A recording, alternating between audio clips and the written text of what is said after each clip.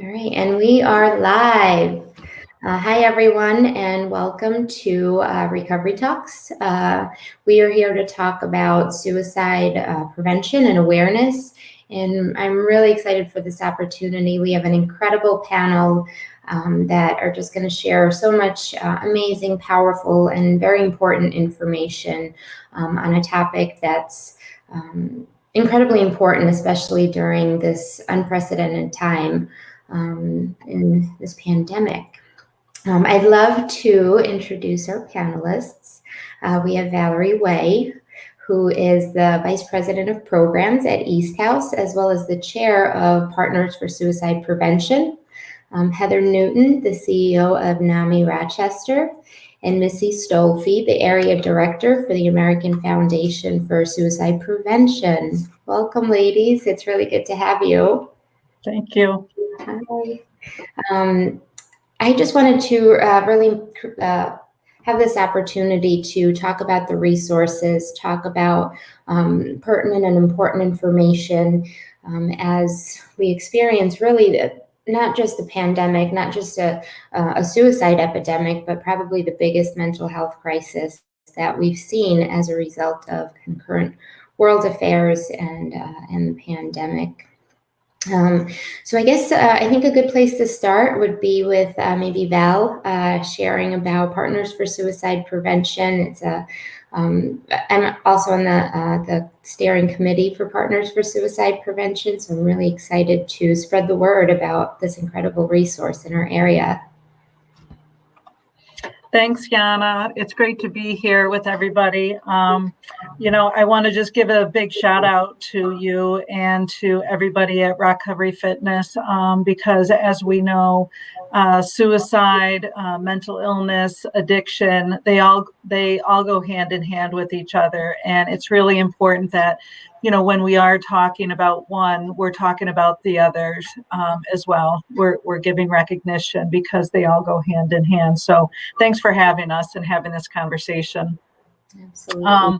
And especially as we're coming up in September is National Recovery Month and Suicide Prevention Month, designated in New York State. And there's World Suicide Prevention Day that's marked in September as well. So, it's really timely to be having these conversations and spreading awareness, not just, during the month of September, as we come into September, but all year.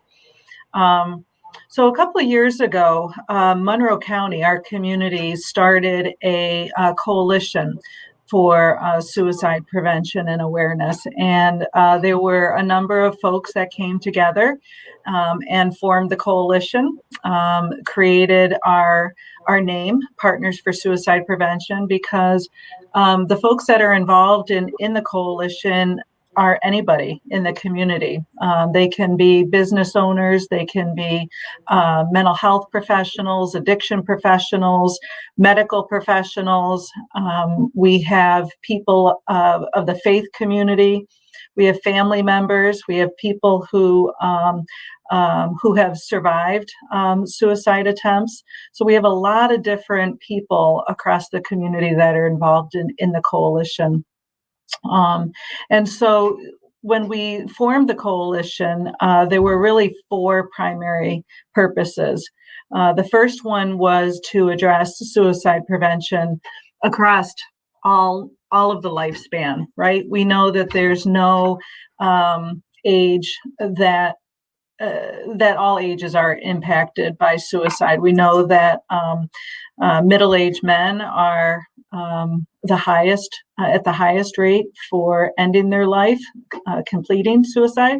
But we know that youth are on the rise, and we know that older adults too are very vulnerable to suicide. So, we want to be able to address suicide no matter what age, and among all the different diverse populations in our community. And we know that people of color are impacted by suicide. We know LGBTQ community have higher rates of suicide, and so we want to make sure that we're addressing all of the diverse populations in our community as well. One of the second reasons why we started the coalition was to promote suicide awareness, of suicide prevention and awareness, and have it be a public health concern. You know, as you said, Yana, this is a time, unprecedented time, that people are isolated, they're lonely, they're frustrated, they are financially struggling, and it's a public health concern. And so we've got to be talking about it. We can't have stigma and pretend like it's not happening. So one of the other main reasons why we started the coalition is that we wanted to be, a centralized hub for all the different resources that exist in Monroe County. We are a community rich with resources and services. And sometimes it's really hard to find where those services are in the community. And so, we want to be a centralized hub, in a place where it's easy for people to find what those resources are in the community. And I'll talk about that more in a minute. And then the last purpose of the coalition is to make sure that we understand the data about suicide, what's happening at a national level, what's happening at a state level, and what's happening right here in our own community.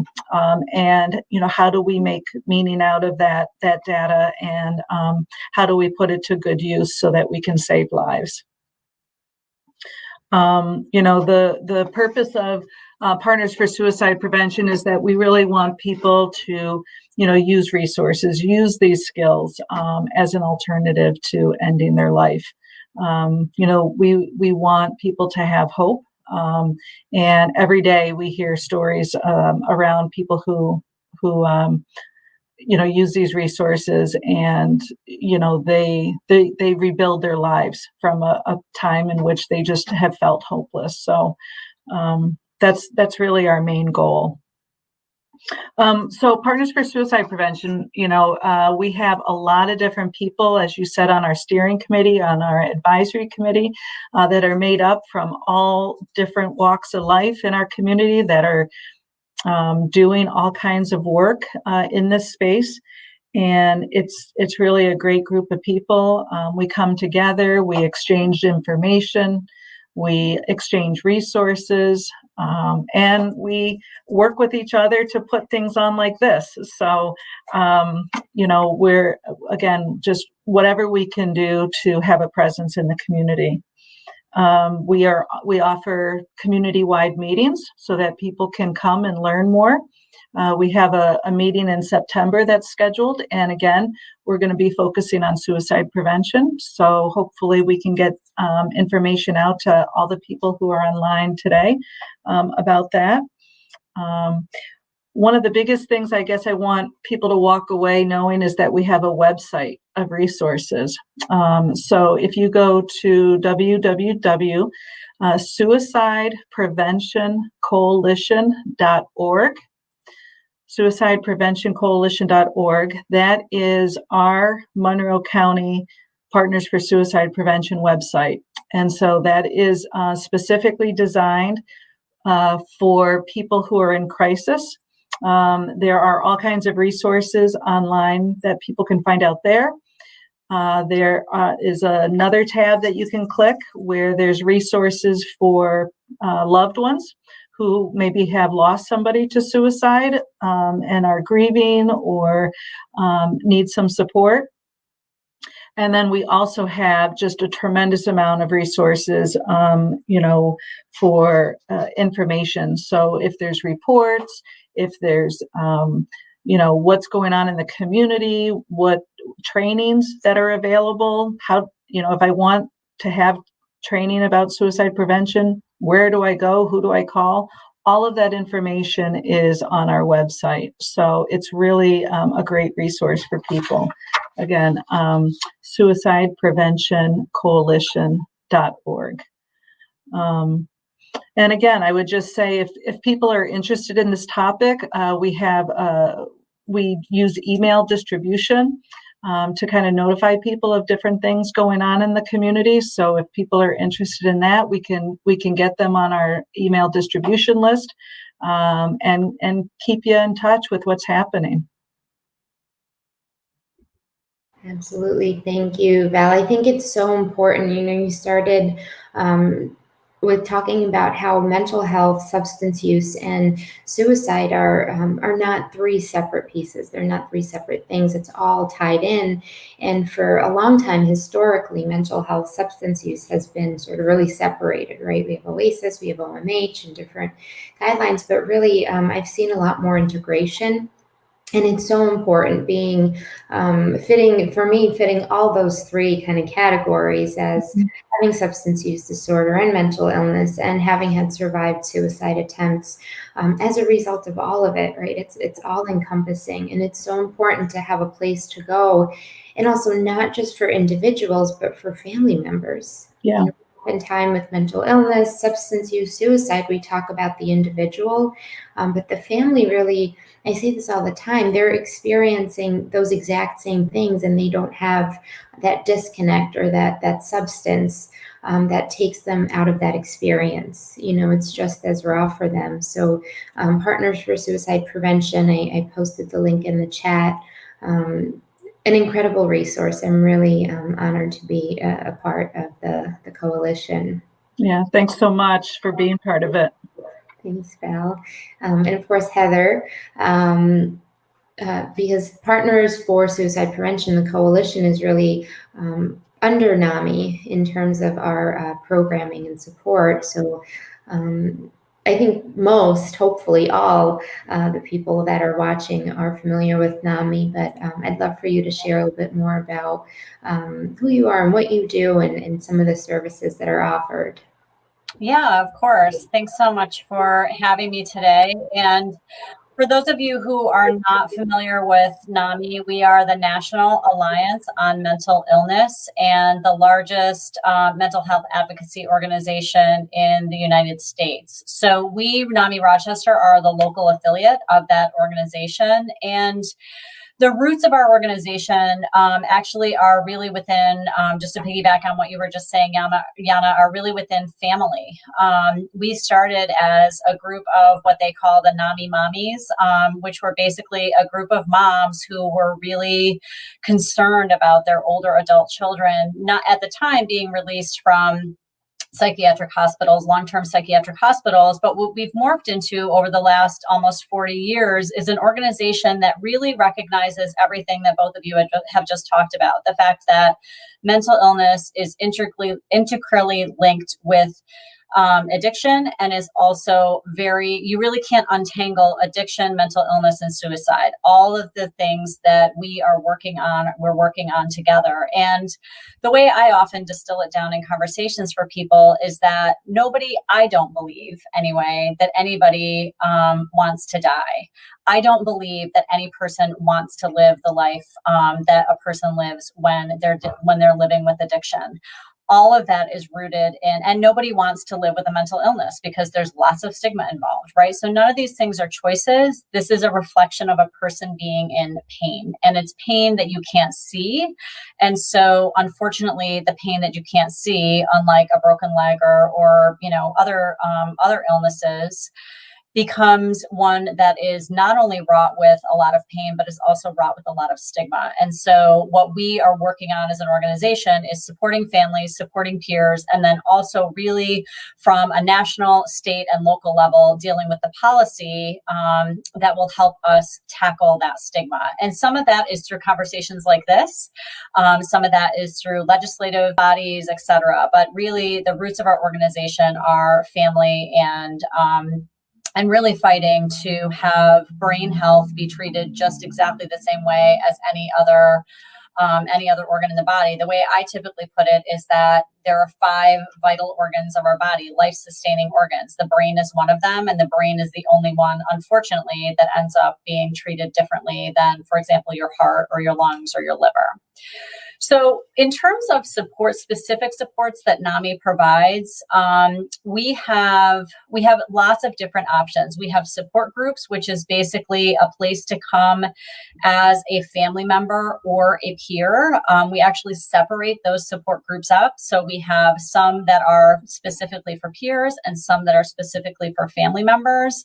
We do that so that family members and peers feel that they can share openly and have a safe space to share their experiences.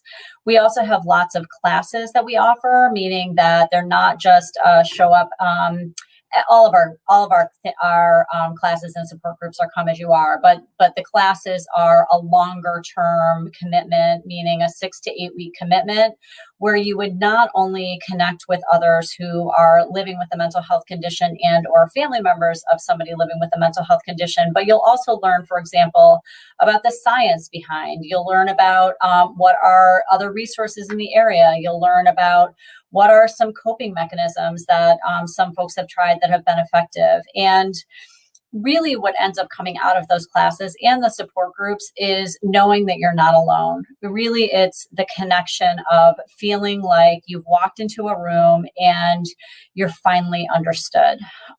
So every single one of our classes and support groups are facilitated by trained NAMI facilitators who have been there. So family programs are taught by family members, peer programs are run by peers, so that we make sure that right from the very beginning, we have somebody who has stood not exactly in your shoes, but pretty darn similar shoes that you've stood in. So all of our classes right now at NAMI and our support groups are being run via Zoom. It is not ideal. We love seeing people in person. We love people giving we love giving people hugs. We miss it, but we don't have a choice. So just as Val said, there are lots of resources out there. As a resource, if you don't have any idea where to go, give us a buzz at NAMI Rochester, or even better, right now, check out our website, which is www.namirock.org. And you can find really almost anything you're looking for in terms of, initial phone numbers to call. But what I can tell you is that NAMI is a place where if we can't provide what it is that you're looking for, we will stay with you until you get to a place where we feel like we are safely sort of giving you a warm handoff to where you can. So there are some families for whom a NAMI support group or a NAMI family to family class might be exactly the right fit when they pick up the phone, and that's fantastic, and you're welcome to join our NAMI family. There are some families for which they're really in crisis, and NAMI is not the right fit because we're not a crisis organization, but we know where all of those organizations are in town, and we will hold on and hang in there with you until we know that you're getting the right support. So you can always call us. There is always a person who will, right now anyway, return your messages, and you can always email us. All the information is on our website, and we will get back to you very quickly. We're working normal business hours from home, just like most organizations at this point.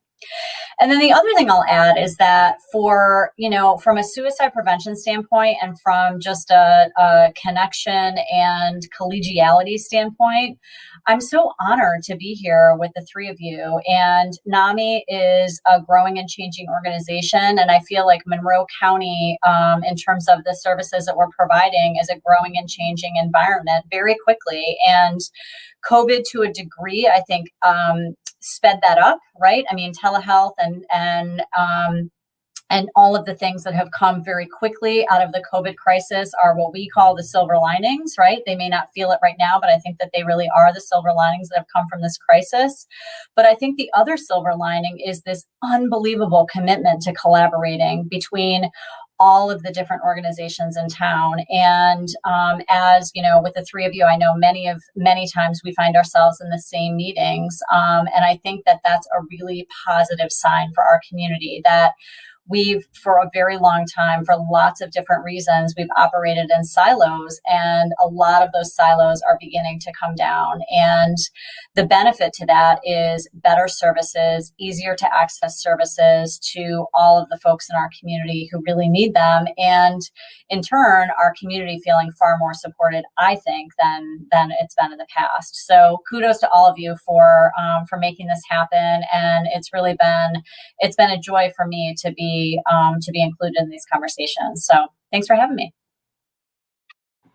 Thank you, Heather. And I think, NAMI being a peer-led program is so important. You hit the nail right on the head in connection, right? Like human beings as a whole, we crave connection. Even some of the introverts and extroverts, we just can't survive alone. And knowing that we're not alone, knowing that there are people on the other side of the phone, on the other side of the screen, that are ready, willing, and able, and just waiting for that call, waiting for that connection to try to help someone, because they've been there, because they have lived experience. They've walked through some of those dark places and have, come out and are giving back and supporting others. So I think it's just so incredible. And it is absolutely to have this partnership, to work together. Our reach is only as much as, our reach is so much bigger when we're in it together. Yeah. I got stuck on words there. Yeah, I couldn't agree more. That I think that, the more we can collaborate and the more we can talk to each other, the better we are and the better our community is. So thanks. Mm-hmm. Thanks, Heather. And Missy, thank you so much also for joining. We'd love to hear more about the Logan Foundation for Suicide Prevention and some of the work and the training opportunities. I know Mo is interested in some of the trainings that may be available. We'd love to hear more. Sounds good. Well, I want to thank you very much, of course, for having us, and just echo everything that's been said already in terms of the importance of partnership. When it comes to addressing, mental health challenges and issues, which is an all-encompassing term, right? When we say mental health, that means so many things. And sometimes it means mental illness. Sometimes it means things like substance use and recovery. But when it comes down to it, mental health is actually something we all have. And just like we all have physical health. So just like Heather was, speaking about, we have kind of those vital aspects of the human body that we need to tend to in order to thrive, to survive and thrive, right? And so when it comes to our mental health, though, we don't tend to treat it the same way. We've come a long way in terms of advocating, whether it is at the individual or family level, whether it is more systemically, culturally as well. So we've come a long way, but certainly, those of us who've been in this space for some time, we've been kind of beating that drum. And certainly COVID has brought a lot of those key issues to the forefront for everyone. And that is where it can be an opportunity, just like was shared, earlier, is we have an opportunity now because people are really paying attention. And we know from data, we know from the numbers that people have been struggling in all sorts of communities, large and small, all sorts of ages and backgrounds and demographics. There's no community who is immune to suicide. We, of course, know there's certain groups within our populations that have particular sets of risk factors that may be at more of a heightened risk, or more opportunities for protective factors as well. But when it comes down to it, it is something that can impact any of us or someone we care about, because we all have a brain, we all have a mental health baseline. And we need to get to a point where we are being really upfront and proactive with our mental health, so that when it starts to not be so great, right? When we start to notice that something hurts or something kind of has given us a twinge, then we can address it sooner before we get to points of crisis. But we also recognize crisis is going to happen, and we know that crises do happen, right? And so having this network through Partners for Suicide Prevention is so amazing, because no one of our organizations can do everything and be a be all end all, right? We all have our kind of particular focus areas and our specialties. And the key is that we can work together and create more of that safety net, so that, like Heather said, is that if something comes up and I'm like, that's not exactly in our wheelhouse, however, let me pick up the phone, talk to my friend Valerie, who might be able to help us get that person connected. And that's incredible. And we're seeing that happen more and more across, across the county, across the state, and beyond, which is really amazing. So when it comes to AFSP specifically, really the four main areas that our work falls into is first, research. So we actually started off as a research organization. Back in 1987, there was a number of scientists, as well as some concerned community members, who were looking at the fact that no one was studying this problem, that this was certainly a health issue. No one was looking at or treating it as a health issue, but we were seeing numbers rise across the country. And so they said, what are we going to do about it? And, when it comes down to it, is that if there's not funding for suicide prevention research, there's not going to be the research. And everything else we're able to do stems from that, because that's how we know how to do the education and the interventions and what are the best ways to support people who have been impacted already. And so we're really proud of our history and our heritage with research, and that still remains a big piece of what we do. We are still the leading private funder of suicide prevention research. And so while the capacity has grown, and while not only because we have more funding for it, but there's more people, more investigators out there who actually want to spend time in studying it too, right? Because we need to recruit those amazing minds to continue to do this work, because suicide's complex. As we said, there's a lot of intersectionality around it. There's not one single cause when somebody reaches a suicidal crisis. And so we have to make sure we're looking at all the various contributing factors. Certainly the stressors, the many stressors that have come up to the forefront from COVID definitely can be contributing. But a lot of those issues were facing our communities before this, right? It's just becoming louder now. So from research, we were able to develop our education programs in terms of our prevention education in particular. So doing a lot of trainings in the community, such as Talk Saves Lives or More Than Sad and It's Real in the schools and colleges. But also too providing prevention education materials and resources, and especially wherever we can get things for free in the hands of community members. We also engage in support programs in our loss and healing department, and this is to provide support for people who have been impacted. So as you mentioned, people who have been impacted perhaps have lost a loved one or someone they care about, or have their own lived experience, such as struggle or have had their own suicide attempts. Recognizing that, the support that we're able to provide for people who've been impacted by suicide is a key piece of preventing a future, right? Is helping, how do we break this cycle? And it's amazing to see, again, that peer support, especially that comes from fellow loss survivors, and those resources and that hope and that connection. It's such an isolating thing to happen. And anytime there's there's loss and there's grief, it's incredibly difficult and can be incredibly debilitating. But with suicide loss in particular, we're still not there as a culture yet where we know what to say and what to do to comfort someone, right? And to be there in a way that is helpful, right? We know people can be well-meaning, but we also know people get really uncomfortable and tend to back away because if they don't know what to say. And so as a way to really help break that isolation as well. And then we also really are able to put efforts forward at the state and national level. And I know NAMI is really huge with this too, is through advocacy and public policy, right? As private organizations, there's a lot we can do through that grassroots effort, bringing people together and doing those trainings and really giving them a platform to speak and to impact when it comes to legislation and funding around these issues. But when it comes down to it, is as good as a fundraiser Heather or me might be, looking at our state and federal governments, that's where there's a ton of opportunity, not just from the funding standpoint, but also the legislation that really creates programs, removes barriers to care, right? This is really essential that we make sure that mental health and suicide prevention and all of the issues that kind of are encompassed in that remain at the forefront. And again, this is where COVID could be an opportunity to make sure that, okay, people are recognizing suicide prevention and mental health and substance use and recovery are really crucial topics and needs in our communities. So how do we rally the support and the resources and the policy change that needs to happen to create sustainable change, right? And not just a Band-Aid effect. And so being able to really bring our voices together in a really cohesive way. And this is where, again, an opportunity where we do partner with other organizations nationally and create, partnerships and create memorandums of understanding on certain issues too, to show like, guess what? All of these people and all of their supporters agree on this really key topic or this key policy. And so that's going to get that attention of our decision makers, right, in New York State and in the US. And so, so that's something we're really proud of that work too. Mostly too is because it gives a voice to people who, live and breathe and spend their days in Monroe County and maybe feel, what can I do? This feels so big and I feel powerless.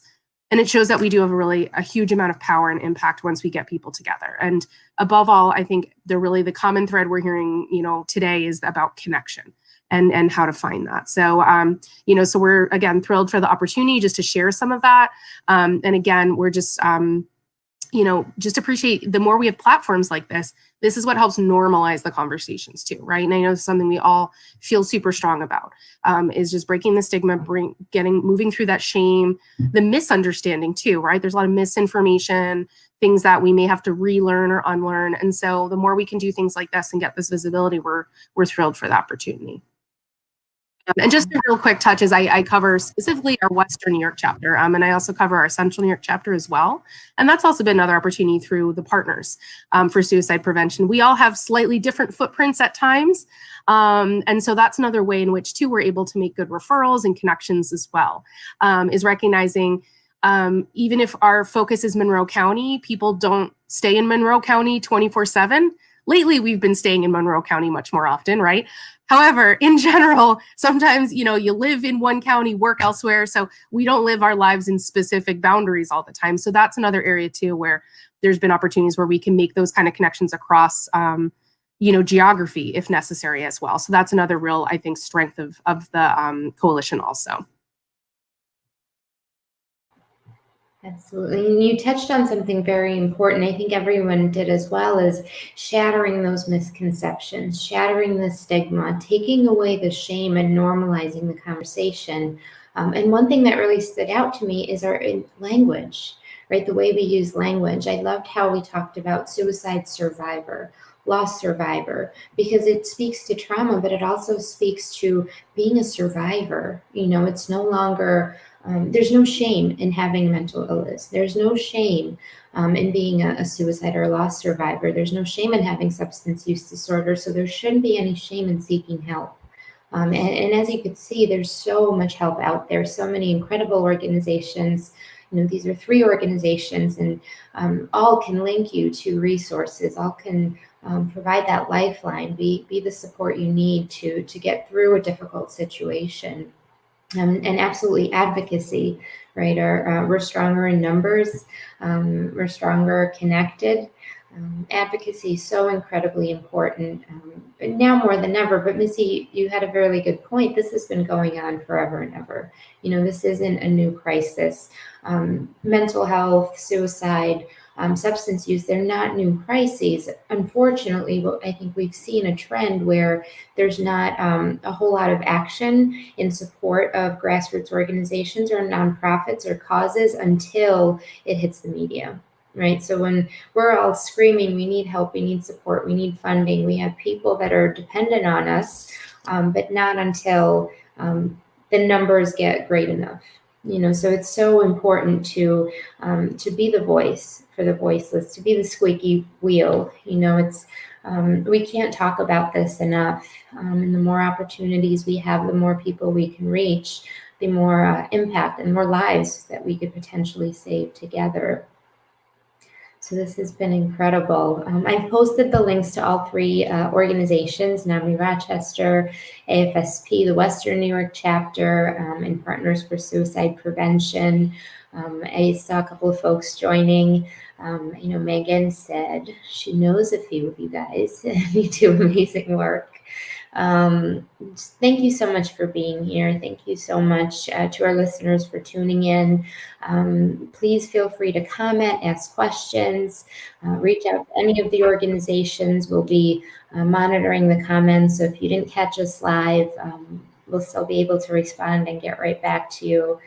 And most importantly, help is out there, and there is hope of recovery. I think we all probably believe that we're in recovery from something. Everybody walking this planet is in recovery from something. And just knowing that we're not alone in that is an incredibly powerful feeling. So thank you, ladies, so very much. It's been an incredible pleasure. Thank you, Anna. Bye. Bye. Bye, everybody.